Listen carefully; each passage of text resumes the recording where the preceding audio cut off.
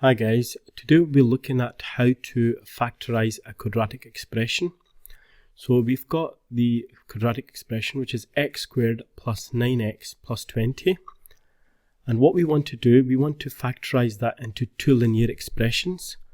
And in order to do that, what we'll do, we'll place our x's on each of the brackets. And this would give us the x squared term. Now we need to find now the other two numbers that would give us 9x and 20.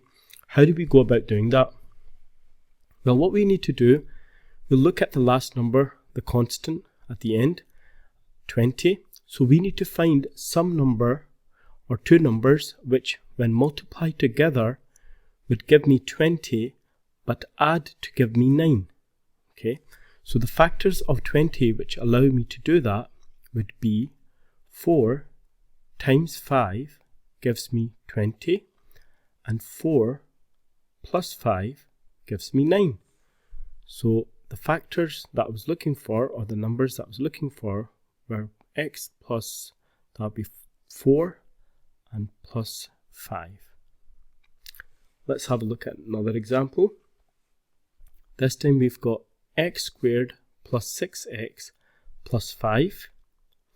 Now once again, we need to look for a number which, when multiplied together, or two numbers when multiplied together, will give me 5, which is 5 and 1. Because 5 is a prime number, the only factors it will have itself and 1.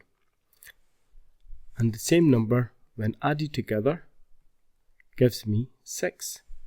So I have x plus 1, x plus 5, and that's how you would factorize these ones which have all positive numbers in them.